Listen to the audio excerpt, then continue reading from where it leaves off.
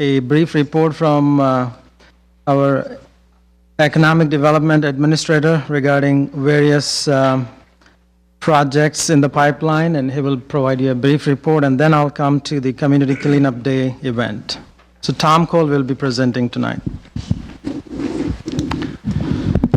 Great, thank you. As roughly 90 days ago, the city formally entered into the economic development business, if you will. I started roughly 90 days ago, and it's simply time for you to have a quarterly update as to what we're working on. A number of key initiatives exist under the economic development umbrella.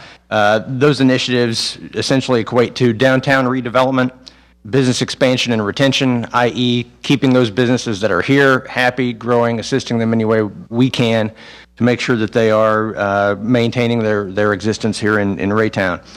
Business attraction, a little self-explanatory, going out, identifying new businesses to relocate to town and assisting them and making that transition as seamless as possible. For entrepreneurship, essentially establishing a predictable set of resources that we can aid our entrepreneur base, budding business owners, if you will, resources we can provide them with to assist them in getting where they need to be.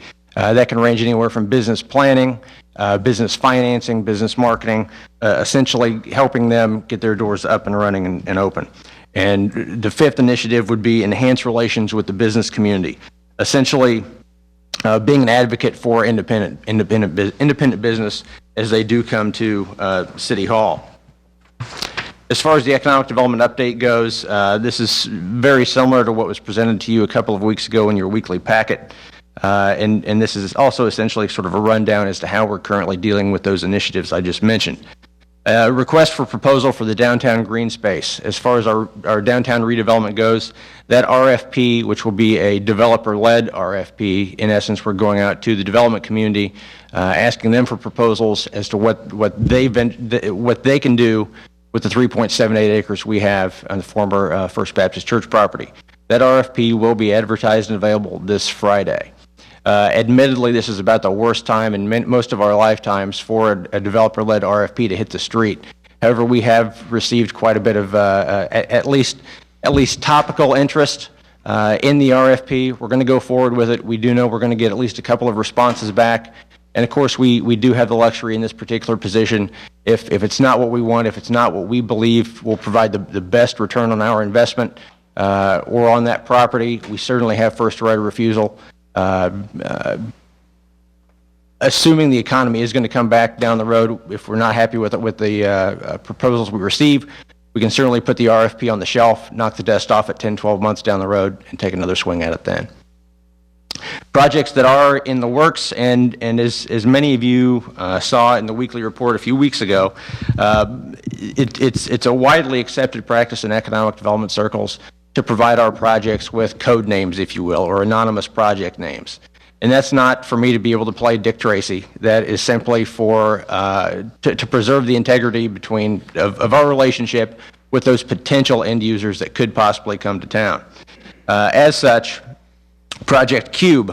Project Cube is a project featuring two particular retailers. One would be a niche grocer as well as a restaurant project. Both of them are focusing on the same site at this point. The site's large enough for both of them to share, and we should have some exciting news on those hopefully here in the coming weeks.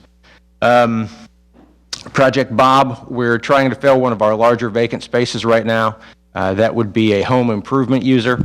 That possible tenant will actually be in town, I believe, next week. They are working with the real estate broker at the time, identifying terms of that particular deal, but that's looking very positive as well. Project Ranch is a very large buffet-style restaurant. They're keying in on a number of sites. In fact, they will be in town for a site visit on Tuesday, March the 9th. We will be present for that, and we will talk to them about the great characteristics of Raytown and why our locations really fit the bill as to what they're searching for.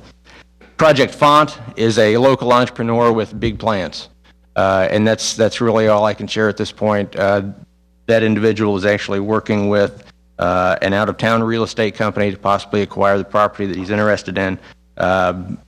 Currently, we're working with them and putting them in touch with the folks with the U.S. Small Business Administration. identifying all possible financing options for that particular project.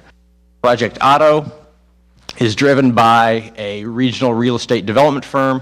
They have one tenant for a currently vacant site on 350 Highway.